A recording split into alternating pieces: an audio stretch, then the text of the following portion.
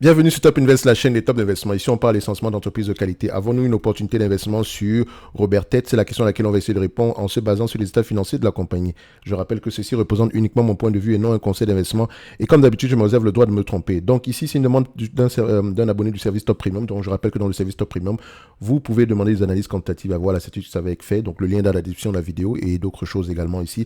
Donc n'oubliez pas également, vous avez le lien vers la Top Newsletter qui, elle, est gratuite. Donc ici, on continue. Donc Robert Tête est spécialisé dans la conception, la fabrication et la commercialisation de produits aromatiques. Donc le chiffre d'affaires par famille de produits se repartit comme suite à blablabla. Vous allez pouvoir le voir ici. Composition de base de parfums, arômes alimentaires, ingrédients aromatiques, naturels, etc. Donc, c'est une compagnie que j'aime bien. Je vous dis déjà la vérité. J'aime bien cette compagnie-là. On a déjà eu à l'analyser ici sur la chaîne il y a très longtemps. Il y a plus d'un an ici aujourd'hui. Donc, il me semble que la vidéo est encore sur la chaîne. D'accord? Ça date d'il y a un an. Donc, on va essayer de refaire la même chose ici aujourd'hui. Donc, vu que ça fait longtemps, on va... D'habitude, quand j'ai déjà parlé d'une compagnie une fois, je ne reviens plus sur les marges, etc. Mais je vais le refaire ici parce que ça fait quand même un an qu'on n'a pas parlé de cette compagnie. Donc, ici, premièrement, je regarde quoi? Croissance ou stabilité des revenus. On a une croissance des revenus. Donc, 2022, c'était une bonne année. Également, ici, on a eu des revenus assez croissants. OK? Donc, on va le mettre ici en yearly. Donc, on a eu des revenus très croissants à peu près à cette période-là. Donc, pourquoi? Pourquoi est-ce que les revenus sont aussi élevés? Est-ce qu'on a fait une acquisition? Ou bien on a augmenté les prix. Quand on regarde les marges ici, les marges brutes ici sont à peu près décroissantes par rapport à ce qu'on avait précédemment, mais on reste à peu près sur la même tendance ici. Donc on a peut-être une stabilité des marges brutes ici. Est-ce qu'on a fait une acquisition ici? Donc on va vérifier. Est-ce nous avons fait une acquisition cette compagnie? Oui, donc il y a eu une acquisition à peu près, bon, c'est 14 millions, c'est pas grand-chose. Est-ce que c'est ça qui a impacté cette compagnie-là? Il faut également voir que voilà, ça reste une compagnie ici qui a moins d'1 milliard ici de chiffre d'affaires. Donc peut-être qu'il y a eu un impact ici par rapport à cette acquisition-ci. Mais il faut aller vérifier dans les rapports financiers. Moi ici, je constate que les marges sont assez stables, le revenu est assez stable et on s'attend à avoir des revenus de combien? Est-ce que c'est un business assez prévisible? Donc, si c'est un business, je vais vérifier ici au niveau de analyse scorecard ici pour voir à peu près s'il y a des analyses sur ce dossier-ci. Ils ne sont pas nombreux, notamment peut-être par rapport à la taille de la compagnie. Donc, on va aller regarder sur Zone Bourse ici. Donc, sur Zone Bourse, je ne pourrais pas savoir s'ils ont tendance à avoir raison ici, mais on voit ici que c'est une entreprise qui a une certaine croissance ici. Donc, c'est un business assez prévisible et égal. Enfin, j'espère que c'est un business assez prévisible. Donc, il faut aller regarder à peu près ici. Qu'est-ce qui pousse les consommateurs ici, les clients de cette entreprise à continuer à commander chez elle? OK? So, ici, vous constatez quoi? Ouh, les marchés saignent aujourd'hui, hein? Waouh, j'ai même pas remarqué ça. Oui, je sais, vous allez commencer à paniquer par rapport à STM Microélectronique ou bien Veralia ou je ne sais pas quoi. Les amis, prenez vos rapports financiers et lisez-les. OK? Posez-vous la question de savoir est-ce que la problématique ici est à court terme ou à long terme. Ne pensez pas que vous n'allez jamais perdre de l'argent, vous n'allez jamais voir du rouge. Ça, ce n'est que normal. OK? Donc, il y a par exemple des entreprises comme Intuit, ça pourrait être intéressant à les regarder, notamment parce qu'il y a eu une nouvelle dernièrement ici, notamment par rapport au fait qu'on va proposer, le fisc américain va proposer ici un logiciel gratuit ici pour pouvoir remplir les impôts, ce genre de choses-là. Donc, il faut aller regarder, peut-être que c'est ça qui impacte Intuit, qui est une bonne entreprise d'ailleurs. Analog Device, on en a déjà parlé également. Agilent, pas encore, mais semblerait-il que ça peut être intéressant à aller regarder également ici en profondeur. Moi, j'aime bien regarder, quand je vois le rouge ici, je suis content. D'accord? Parce que ça veut dire opportunité d'investissement. OK? Pas pour toutes les entreprises forcément, mais voilà, on va essayer de sélectionner les meilleurs. Bref, on revient sur Robertet ici. Donc, Robertet, on s'attend à peu près à 798 millions ici. D'accord? En 2025. OK, c'est pas grand-chose par rapport à ce qu'on a ici. Donc, c'est 10% de croissance à peu près en moins, peut-être 15% par an. On va le dire que si on exagère un tout petit peu sur 3 ans. D'accord, même pas sur 3 ans ici, parce que là, ça fait 1, 2, oui, sur 3 ans. En termes de marge ici, on s'attend à des marges assez stables, free cash flow comme net income ici. Donc, on vérifie toujours ici. Donc, c'est bien d'avoir les marges nettes. Les marges nettes et les free cash flow doivent parler le même langage ici. Donc, quand on prend free cash flow, marge nette ici, notamment également, il faut que je parle d'une chose, c'est tout ce qui concerne ici la dette américaine, le plafonnement de la dette, etc.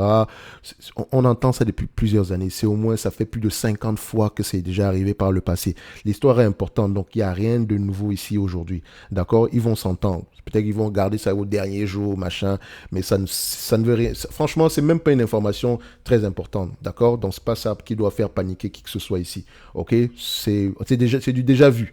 Et après, s'ils ne s'entendent pas, bah, on verra ce qu'il y a lieu de faire. Mais ça ne vaut pas la peine. Il y a 99,99% de chances qu'ils s'entendent. Ne vous inquiétez même pas par rapport à ça.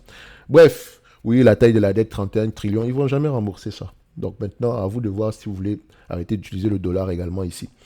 Bref, préférez utiliser quoi, le franc CFA ou bien la monnaie, je ne sais pas moi. Je pense que si on vous donne 10 000 francs CFA et l'équivalent en euros, vous allez préférer l'équivalent en euros ici. C'est une question de confiance.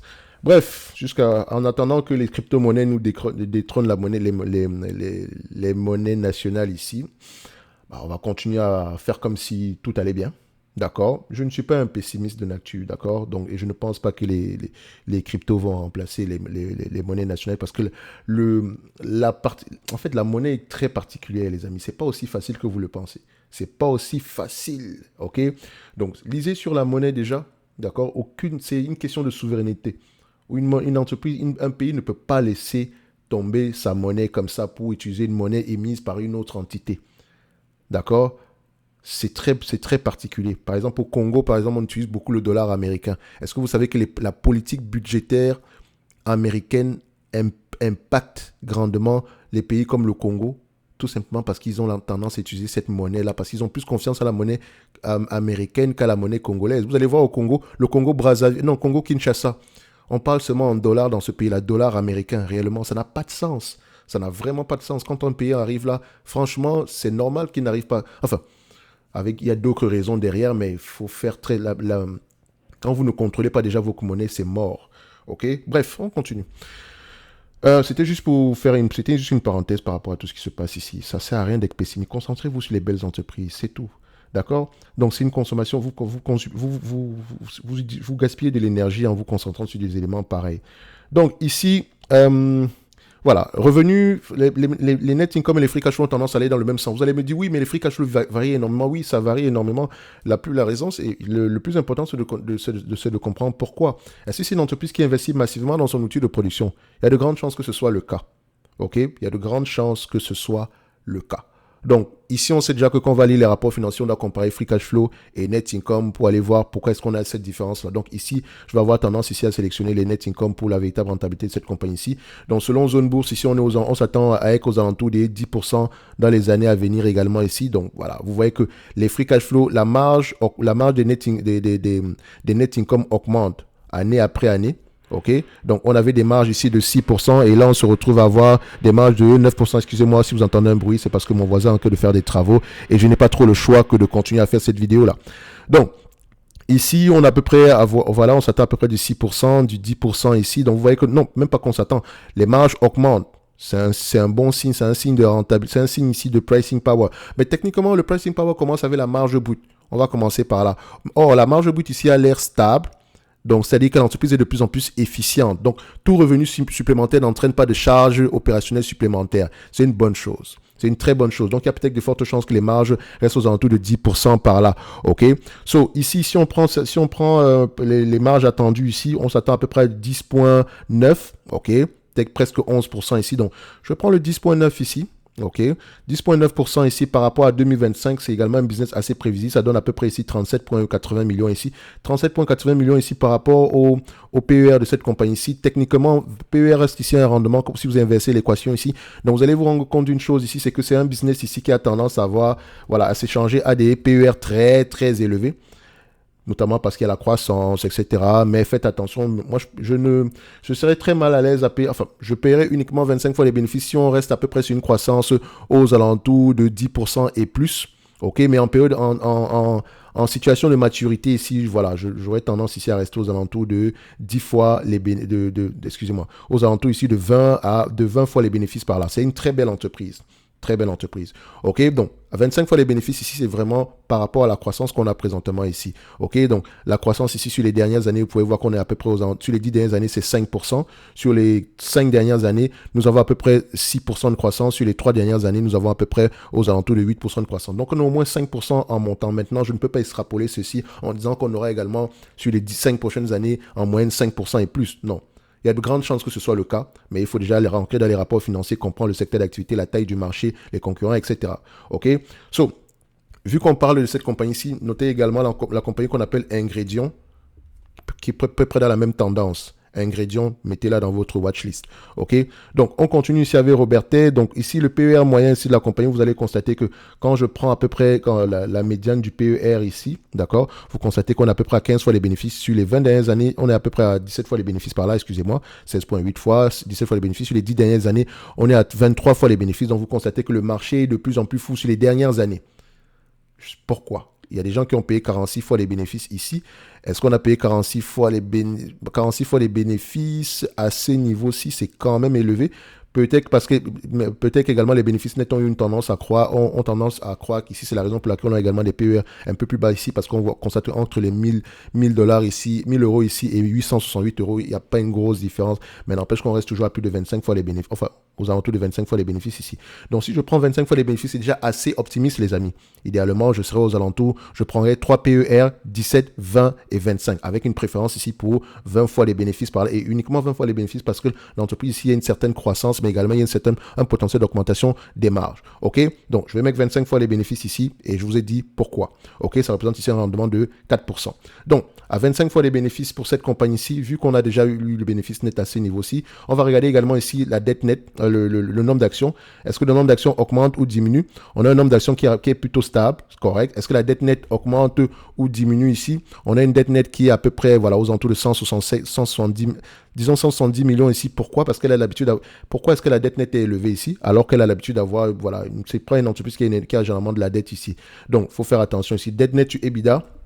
Il faut également vérifier si on n'a pas des loyers quelque part là-dedans. Dette nette sur EBITDA est toujours aux alentours de 1,6, c'est assez raisonnable. On veut quelque chose en dessous de 5 ici. Quand ce n'est pas une rate, au niveau des rates, on veut quelque chose aux alentours de, de moins de 10 fois les EBITDA. Donc, ici, quand je prends cette compagnie, un like, un abonnement, ça fait toujours plaisir, les amis. Toujours plaisir. Parce que ce genre de vidéo, si ça prend également du temps, like, abonnement, commentaire. Et n'oubliez pas, vous avez la top newsletter ainsi que le service top premium dans la description de la vidéo. Donc ici, la dette nette, on s'attend à ce que ça baisse. OK. Donc, il faut déjà voir pourquoi est-ce que la dette nette a augmenté. Peut-être qu'on a fait une acquisition, comme je l'ai tantôt mentionné. Donc, on va faire simple.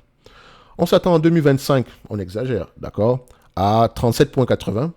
37,80, d'accord, multiplié par 25 fois les bénéfices.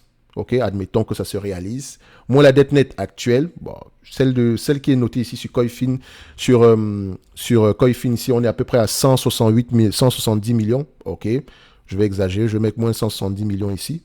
Divisé par le nombre d'actions, nous avons à peu près combien en termes de nombre d'actions? Nous avons à peu près 2 millions 320 millions d'actions. Ça donne à peu près une valorisation aux alentours de 334 dollars l'action. Vous avez dit, ah ouais, 34 dollars l'action, c'est quand même assez bas. Si on réfléchit également autrement comme ça, ok, regardez ceci. C'est un business qui peut rapporter à peu près combien par an? 37,80. Attendez, il y a quelque chose de bizarre dans cette compagnie. Attendez. Il y a quelque chose de bizarre. Je pense que je suis en train de faire une erreur quelque part ici. Ça n'a pas de sens. Net income. Oh, c'est le bénéfice net par action qui est de 37,80. Le résultat net est de 87,10. Donc, c'est moi qui fais une erreur. Donc, j'avais pris le bénéfice net par action. Donc, je dois faire 87,10. OK. Multiplié par 25 fois les bénéfices. OK. Moins la dette nette aux alentours de combien? On avait pris ici combien? 170 millions. OK. Divisé par le nombre d'actions, on a à peu près combien? 2 millions 320 millions d'actions. Ça donne à peu près combien? 865 dollars l'action. Donc, idéalement, au prix actuel, si vous l'achetez en date d'aujourd'hui, ça inclut déjà une certaine croissance et le fait qu'on ait des bénéfices nets aux alentours de 37,80 dollars d'ici 2025. Est-ce que c'est possible? C'est possible. OK? Mais si je l'achète aujourd'hui, c'est parce que je pense qu'au-delà de 2025, on continuera à avoir une croissance assez respectable et un potentiel d'augmentation des marges. Est-ce que je pourrais dire ici que l'entreprise est surévaluée? Je dirais, à la limite, on est correctement évalué ici, si on prend en considération ce potentiel de croissance-là. Enfin, cette croissance future-là. Donc, je ne m'attends pas à grand-chose en l'achetant ici. Donc, je ne sais pas également jusqu'à quel point le marché peut être fou. Mais il y a de fortes chances que je ne surpaye pas à ce prix-ci. D'accord? Donc, quand on parle de long terme ici, ce n'est pas juste 3 ans, c'est au-delà du 3 ans ici. Est-ce que vous pensez que de manière judicieuse, que Robertet peut augmenter ses marges ou Robertet peut augmenter sa taille de marché ici, son chiffre d'affaires? Il y a de grandes chances que ce soit le cas. Donc, ça reste une compagnie assez bien gérée ici. En état stationnaire, admettons qu'on n'avait pas de dette nette, etc. Voilà, on génère à peu près ici, on s'attendrait à générer à peu près ici 34,10 dollars en 2023 ici. Donc, c'est moins élevé que la période précédente. Donc, il faut déjà aller regarder pourquoi. Multiplié par 25 fois les bénéfices. OK, multiplié par 25 fois les bénéfices ici, sans prendre en considération la dette nette ici, on va se retrouver à 852 dollars l'action. Donc, toujours un tout peu plus proche de ce qu'on a présentement ici. Donc, Je dirais qu'on est correct, comme je disais, on est correctement évalué en date d'aujourd'hui, d'accord? C'est également une entité, si vous l'achetez en date d'aujourd'hui, c'est parce que vous pensez qu'il y aura une croissance bien plus, la croissance pourrait continuer comme ça pendant plusieurs années, d'accord? Donc il faut regarder la taille du marché, les compétiteurs, etc. Ça reste une belle entité à avoir en watchlist. Idéalement, c'est un business, oui, je dis idéalement, comme d'habitude, c'est un business que j'aimerais avoir aux alentours ici des 535 dollars à l'action par là. D'accord, aux alentours de 500 euros l'action par là. Oui, à 15 fois les bénéfices. Après, si on ne sert pas à 15 fois les bénéfices, c'est pas plus grave que ça. OK? Donc, dès qu'on commencera à regarder ça aux alentours de 700 dollars l'action, ensuite, on va regarder ça aux alentours de 535 dollars l'action. Donc, mais en date d'aujourd'hui, je dirais, il y a peut-être de meilleures opportunités que ça sur le marché. Mais quelqu'un qui paierait ce prix également ici ne surpaye pas pour une belle entité. C'est une belle entreprise à avoir en watchlist. Watchlist complètement. Comme d'habitude, je commence une vidéo pour faire moins de 10 minutes et je me retrouve à faire une quinzaine de minutes ici.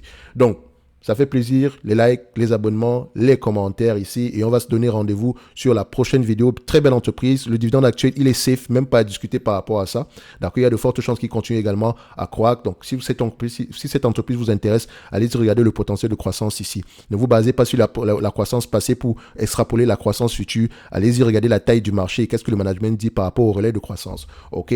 Sinon, ce que je vois ici en date d'aujourd'hui, c'est pas, voilà, on est correctement évalué ici. Idéalement, moi étant cheap, j'aimerais l'acheter à un prix bien plus bas que ça. Même si je sais qu'en date d'aujourd'hui, si on a une croissance, admettons qu'on a une taille de marché de 10 milliards et je me rends compte nous, on est qu'à 700 millions ici. Il y a un potentiel de croissance encore élevé ici. Donc, on peut se dire ici, justement, on peut s'attendre à des PER, à des bénéfices nets de plus en plus élevés dans le futur, surtout que vous avez vérifié ici que l'entreprise, le revenu augmente, les marges brutes restent stables, mais les bénéfices nets, la marge des bénéfices nets augmente de plus en plus. Ça veut dire qu'on est de plus en plus efficient. On s'arrête là. On se donne rendez-vous sur la prochaine vidéo et d'ici là, portez-vous bien. Merci.